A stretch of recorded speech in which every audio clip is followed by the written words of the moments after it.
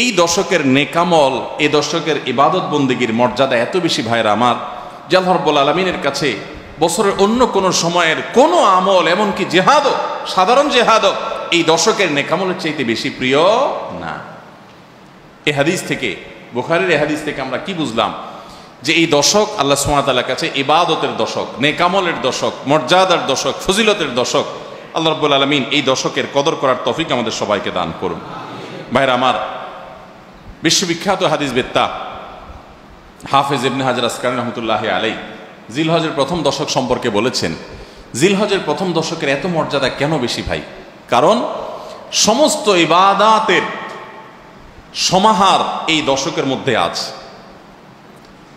ইসলামের যে মৌলিক ইবাদতগুলো আছে প্রায় সব, মেইন সব ইবাদতগুলোর সমাহার এই দশকে আপনি খুঁজে পাবেন, এমনকি রমজানেও পাবেন না সব। এই দশকে সবগুলোর সমাহার পাবেন। কিভাবে? এই দশকে আমরা দেখি যে প্রথমত ইমান তো 12 মাসের আমল, অন্য সময়ও আছে, এই সময়ও আছে। 5 ওয়াক্ত নামাজ 12 মাসের আমল, অন্য সময়ও পড়তে হয়, এই দশকেও পড়তে হয়। রোজা রমজান মাসে আছে, এই দশকেও রোজা আছে। প্রথম 9 দিনই রোজার কথা হাদিসে আছে, আবার বিশেষভাবে আরাফাতের দিন রোজার কথা আছে। তাহলে ইসলামের তৃতীয় রোকন রোজা। রোজা অবশ্য হজ হলো জাকাত হলো তৃতীয় রোকন। জাকাত অন্য সময় দেওয়া যায়, এই সময়ও দেওয়া যায়, তাহলে জাকাত আদায়যোগ্য সময় এটা। আবার রোজারও আমল এই দশকের মধ্যে আছে। আর হজ তো হয়ই এই দশকে, হজের মূল কাজই হলো এই দশকে, ফরজ কাজগুলো সব এই দশকেই হয়ে যায়। তাহলে এই দশকে ঈমান আছে, নামাজ আছে, জাকাত আছে, রোজা আছে, হজ আছে, আবার কোরবানি আছে, আবার জিকিরের জন্য আলাদা নির্দেশ আছে। এই দিনগুলোতে বিশেষভাবে আল্লাহর জিকির করো, আছে না নাই ভাই? তাহলে আমরা কি বুঝলাম? এই দশকে সমস্ত ইবাদতের কি আছে? সমাহার আছে, সমস্ত ইবাদতের নজির আছে। এই জন্য এই দশকের মর্যাদা অনেক বেশি। আল্লাহ রাব্বুল আলামিন এই দশকের মর্যাদা এবং কদর আমাদের সবাইকে করার তৌফিক নসিব করুন। ভাইরা আমার, এই দশকের মর্যাদা নিয়ে আমরা কথা বাড়াতে চাই না, এবার আমরা করণীয়তে চলে যাই। কি করব আমরা কোরআন এবং হাদিসের আলোকে 11টি আমলের কথা বলতে পারি। এই 11টি আমল এই দশকের জন্য খাস, স্পেশাল। নাম্বার 1 নম্বর এই দশকের আমল হলো বেশি বেশি আল্লাহর জিকির করা। কি করা? বেশি বেশি আল্লাহর জিকির করা। কারণ কোরআনে কারিমের সূরা তাওবাতে আল্লাহ রাব্বুল আলামিন এই দশককে ইঙ্গিত করে বলেছেন যে তোমরা আল্লাহ তাআলার জিকির করো ফি আইয়ামিন মাদুদাত, নির্দিষ্ট দিনসমূহে, নির্ধারিত দিনগুলোতে তোমরা আল্লাহর জিকিরে মাশগুল থাকো। এখানে আল্লাহর জিকির যে নির্দিষ্ট দিনগুলোতে রাখার কথা বলা হয়েছে, সেই আয়াতের ব্যাখ্যা আবারও তাফসীর ইবনে কাসিরে এবং ইবনে আব্বাস রাদিয়াল্লাহু তাআলা সহ আরো অন্যান্য মুফাসসিরদের থেকে বর্ণিত হয়েছে যে নির্দিষ্ট দিন বলতে জিলহজের প্রথম 10 দিনকে আল্লাহ তাআলা মিন করেছেন।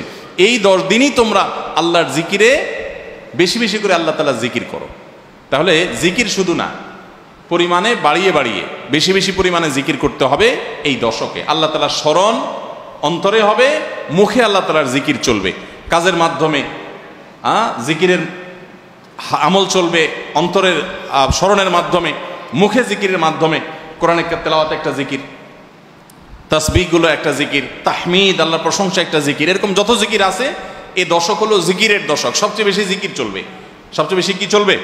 জিকির চলবে। দ্বিতীয়ত যে আমলটি চলবে তা হলো যে কোনো নেকামল, যে কোনো নেকামল। কারণ একটু আগে আমরা হাদিস শুনলাম যে নবী করিম সাল্লাল্লাহু আলাইহি ওয়াসাল্লাম বলেছেন, মা মিন আইয়ামিন আল্লাহ আমালুস সালিহু ফিহিন্না আহাব্বু ইলাল্লাহ মিন হাযিহিল আইয়াম। এই জিলহজের 10 দিনের চাইতে অন্য কোনো দিনের নেকামল আল্লাহর কাছে বেশি প্রিয় না। মাস হিসাবে রমজান সবচেয়ে সেরা, আর দিন হিসাবে খুচরা দিনগুলোর মধ্যে রমজানের বাইরে সবচেয়ে সেরা কোনটা? জিলহজের প্রথম দশক। রমজানের পরে মর্যাদার বিচারে সবচেয়ে বেশি মর্যাদাপূর্ণ দশক হলো এই দশক। এই জন্য এই দশকে আমল করলে আল্লাহর কাছে এত প্রিয় যে অন্য কোনো সময়ের আমল আল্লাহর কাছে এত প্রিয় না। এই জন্য এই দশকের দ্বিতীয় আমল হলো বেশি বেশি নেকামল করা। বেশি বেশি কি করা? নেকামল করা। রুটিন যে নামাজগুলো আছে, কাজগুলো আছে, সেগুলো বিশেষ ইহতেমামের সাথে করা। অন্য সময় আপনি নামাজে টুকটাক গাফলতি করেন, কিন্তু এই দশকে মোটেই করবেন না। অন্য দশকে আপনার ফজরের জামাত একটু মিস হয়, এই দশক মোটেই করবেন না। আগে থেকে ইহতেমাম থাকবে যে এই দশক কোনোভাবে ইবাদত থেকে আমি যেন দূরে না থাকি। আল্লাহ তাআলা আমাদের সবাইকে আমলের তৌফিক দান করুন। তাহলে 2 নম্বর আমল হলো বেশি বেশি নেকামল করা এই দশকে। রুটিন নেক আমলগুলো যেগুলো সবসময় করতে হয় এগুলোকে বিশেষ ইহতিমামের সাথে করা, আর আরো নফল আমল বাড়িয়ে বাড়িয়ে করা। আপনি অন্য সময় কোরআন তেলাওয়াত খুব বেশি করতে পারেন না, এই দশকে কোনো অবস্থাতে ছাড়বেন না। অন্য সময় তাসবিহ তেলাওয়াত খুব বেশি হয় না, এই দশকে কোনো অবস্থায় ছাড়বেন না। অন্য সময় নামাজে খুব বেশি খুশু ধরে রাখতে পারেন না, এই দশকে চ্যালেঞ্জ থাকবে যে ধীরস্থিরতার সাথে মনোযোগের সাথে নামাজ পড়ব। এভাবে নেকামলের কসরত করতে থাকবেন আল্লাহর প্রিয় পাত্র হওয়ার পথে।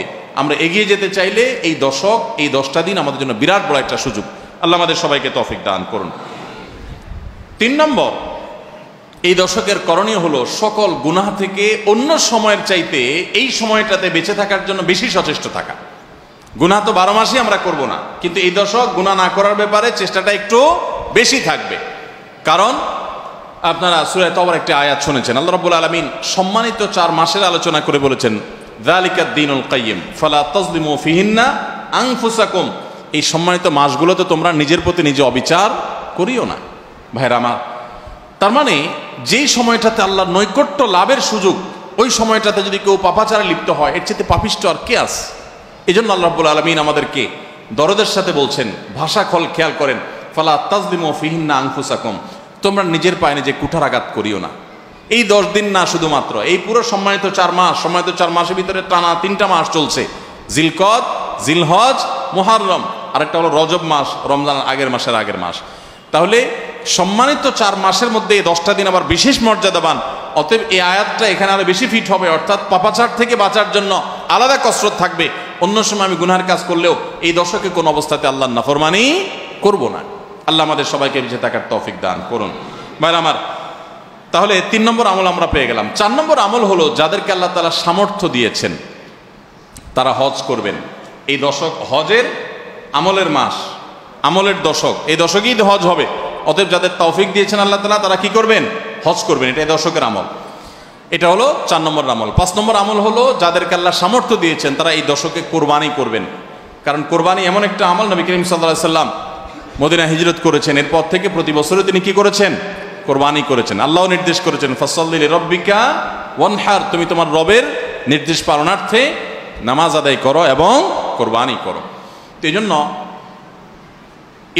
ঈদুল আজহা অর্থাৎ এই জিলহজের প্রথম দশকের শেষ দিন অর্থাৎ 10ম দিনে কোরবানির আমলটা করা, এটা যাদের সামর্থ্য আছে তাদের জন্য প্রযোজ্য। এই দশকের একটা আমল হলো কি করা? কোরবানি করা। কয়টা আমল গেল? 5টা। 6 নম্বর হলো, যাদের কোরবানি করার ইচ্ছা আছে তারা জিলহজের চাঁদ ওঠার আগে আগে, জিলকদ মাসের শেষ দিনের মধ্যে তাদের হাতের নখ, চুল, গোফ, অবাঞ্ছিত লোম এগুলো সব কেটে পরিষ্কার করে ফেলবেন এবং এই দশক আর সেগুলোতে হাত দিবেন না। কোরবানি করে তারপরে সেগুলো পরিষ্কার করতে চাইলে করবেন, এই দশকে আর হাত দিবেন না। নবী সাল্লাল্লাহু আলাইহি সাল্লাম বলেছেন, মান আরাদা আন ইউদাহিয়া ফালা ইয়াখুয মিন শা'রিহি ওয়া আযফারিহি শাইআ, যে ব্যক্তি কোরবানি করার এরাদা করেছে, নিয়ত করেছে, সেই জন্য তার চুল, নখ এগুলো না কাটে ওই 10 দিন। জিলহজের চাঁদ উঠছে আর কাটবেন না, চাঁদ ওঠার আগে আগে কেটে ফেলবেন এবং কোরবানির পরে যায় কাটবেন, এই 10 দিন বিরত থাকা। তবে অন্য আরো বিভিন্ন রেওয়ায়াত থেকে, বর্ণনা থেকে বোঝা যায় যে এই আমলটা শুধু যিনি কোরবানি করবেন তিনি নয়, যিনি কোরবানি করবেন না, কোরবানি করার সামর্থ্য নাই, তিনি এই আমল করতে পারেন, তাহলে আল্লাহ তাআলা তাকে কোরবানি করার সওয়াব দান করবেন। এমনকি কোন কোন সালাফ, কোন কোন সাহাবী থেকে এই আমলও বর্ণিত আছে যে বাসার বাচ্চা কাচ্চা যারা আছে তাদেরকেও এই দশকে চুল, নখ ইত্যাদি কাটতে নিষেধ করেছেন। তাহলে চুল, নখ ইত্যাদি কাটা থেকে বিরত থাকা এই 10 দিন, আগে কাটা এবং পরে কাটা, এই 10 দিন না কাটাকাটি না করা, এটা একটা মুস্তাহাব আমল। এবং প্রায় সব ফুকাহায়ে কেরাম এই ব্যাপারে একমত হয়েছেন। মাওসুআ ফিকহিয়া কুয়েতিয়ার মধ্যে লেখা হয়েছে যে ইত্তাফাকাল ফুকাহা, সব ফকিহগণ প্রায় একমত যে এই দশকে যিনি কোরবানি করবেন তিনি তো বটেই, কোরবানি যিনি করবেন না তাদের তরফ থেকেও চুল, নখ এগুলা কাটা থেকে বিরত থাকা মুস্তাহাব। তাহলে 6 নম্বর আমল গেল চুল, নখ ইত্যাদি এই দশক না কেটে থাকা। 7 নম্বর আমল হলো এই দশকে বেশি বেশি তাকবীর পাঠ করা। এটা তাকবীরে মুতলাক বলা হয়, সাধারণ তাকবীর। আল্লাহু আকবার, আল্লাহু আকবার, লা ইলাহা ইল্লাল্লাহ, আল্লাহু আকবার, আল্লাহু আকবার ওয়ালিল্লাহিল হামদ।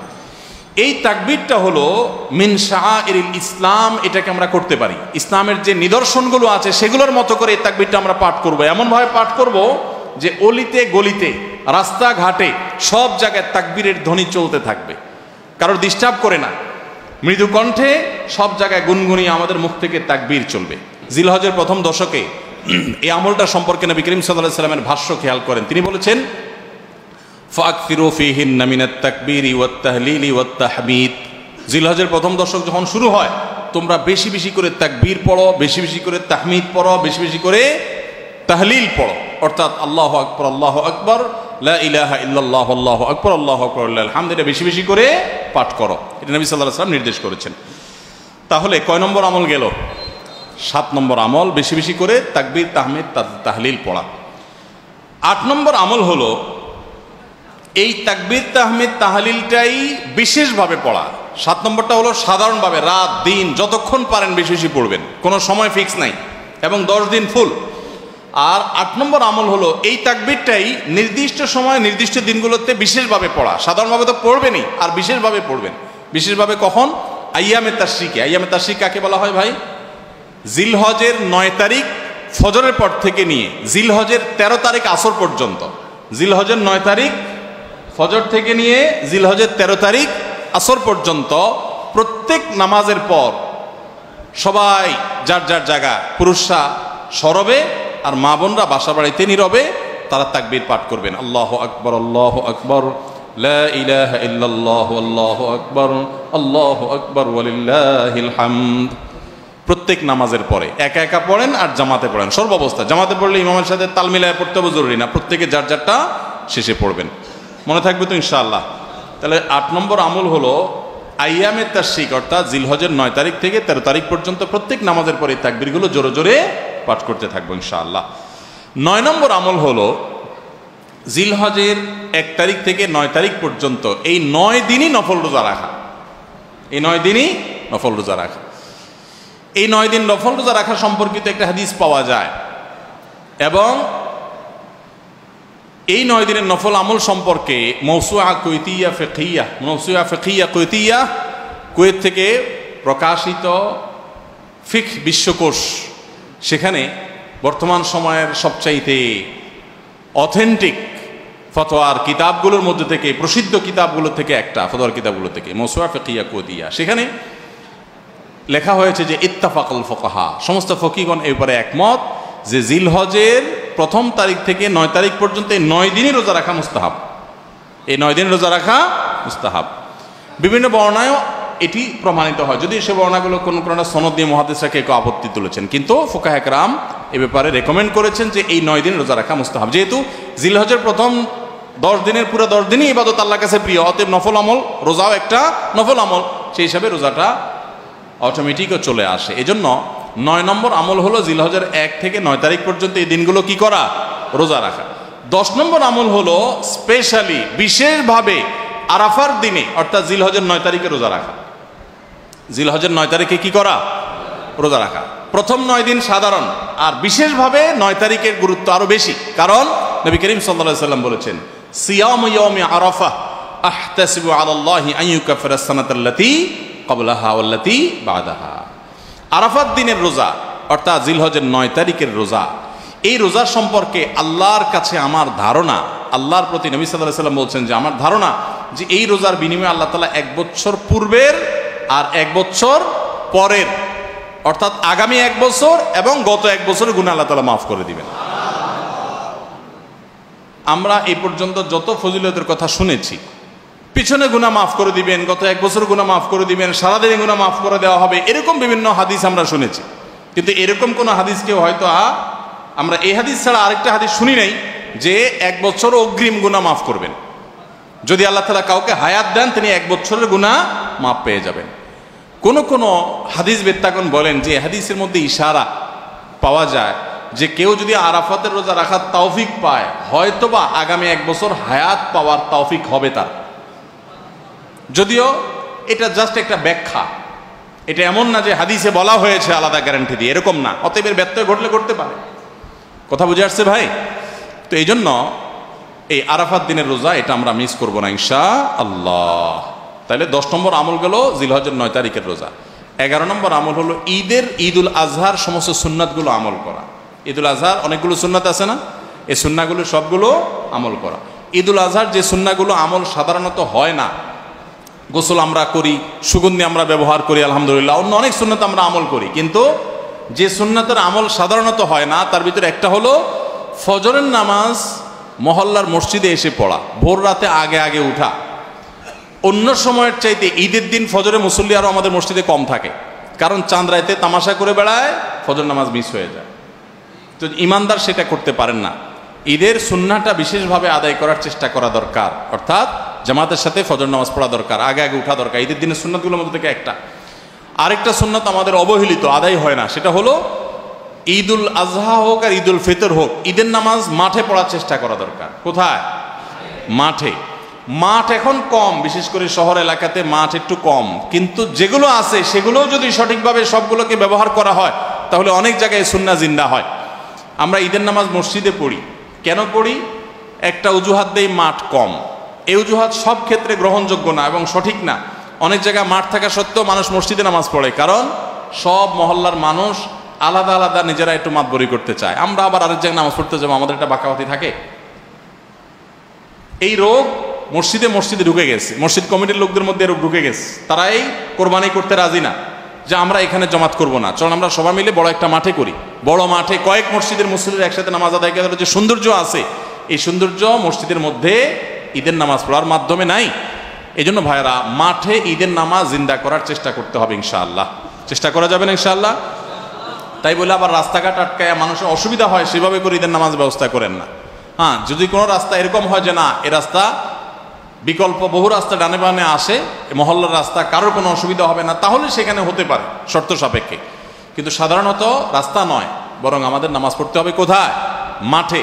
এবং ঈদের নামাজ মসজিদে আদায় করবেন না, মাঠে আদায় করবেন। এই আওয়াজটা সর্বত্র তোলা দরকার। শহর তো বটেই, গ্রামে পর্যন্ত এখন প্রত্যেক মসজিদে মসজিদের নামাজ হয়।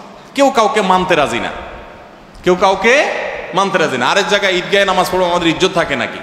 তো এই লোক ইসলাম বুঝে নাই। ঈদের জামাত হবে অনেক বড় জামাত, সেখানে বহু মসজিদের মুসল্লিরা আসবে, এটার মধ্যেই সৌন্দর্য, পুরো মহল্লার মানুষের সম্মিলন ঘটবে। এই সুন্নাতটা আদায় হয় না। ঈদুল আজহার আরেকটা সুন্নাত অবহেলিত, সেটা হলো ঈদুল আজহায় আমরা জানি যে প্রথম খাবার ঈদুল আজহার কোরবানির গোশত দিয়ে হবে, এটা সুন্নাত। ওমর রাদিয়াল্লাহু তাআলা থেকে একটা রওয়ায়াত বর্ণিত আছে যে আল্লাহ তাআলার উদ্দেশ্যে কোনো কিছু দান করলে এটা নিজে ভোগ করা যায় না। যায়? আপনি আল্লাহর রাস্তার জন্য, আল্লাহকে খুশি করার জন্য আল্লাহর রাস্তায় কিছু দিয়ে দিয়েছেন, এটাকে নিজে খাওয়া যায়? আর এটা আপনি গরিবকে দিয়ে দিবেন, মসজিদে দান করলে মসজিদকে দিয়ে দিবেন, আপনি নিজে ভোগ করতে পারবেন না। শুধু কোরবানি এবং আকিকা, এই দুইটা আমল আছে যে এই দুইটা আমল আল্লাহকে খুশি করার জন্য জবাই করার সময় বলছেন বিসমিল্লাহ আল্লাহু আকবার, আল্লাহুম্মা লাক মিনকা ওয়া লাক, আল্লাহ আপনার তরফ থেকে আবার আপনার উদ্দেশ্যেই কোরবানি করলাম, আমার কোনো ধান্দা নাই। অথচ আবার ঠিকই ওইটার গোশতটা আল্লাহ আপনাকে খেতে দিয়েছেন, কারণ এটা আল্লাহর পক্ষ থেকে সাদাকা, আল্লাহর পক্ষ থেকে মেহমানদারি, যে আল্লাহ আপনার থেকে কবুল করেছেন এবং বলেছেন বান্দা আমি বুঝে পাইছি, এবার তোমাকে দিছি, তুমি খাও। তো এই জন্য আল্লাহর মেহমানদারি দিয়ে দিনের প্রথম খাবার গ্রহণ করা, যাতে করে ক্ষুধার্ত থেকে খাবারের প্রতি আগ্রহী হন আপনি, এবং আল্লাহর মেহমানদারি দিয়ে প্রথম খাবার খান আপনি, এটা সুন্নাত। এই জন্য ঈদুল আজহার দিন আমরা কোনো কিছু না খেয়ে থাকবো, রাতে খেয়ে যে শোবো, এরপরে আর কোনো কিছু খাবো না, ঈদগাহে আসবো না খেয়ে, কোরবানির পশুর গোশত বানায়া রান্না করে ওইটা দিয়ে প্রথম খাবার খাবো ইনশাআল্লাহ। আল্লাহ তাআলা আমাদের সবাইকে এই সব সুন্নাহগুলো মেনে চলার তৌফিক দান করো। তাহলে 11 নম্বর আমল হলো ঈদুল আজহার সব সুন্নাহগুলা পালন করা।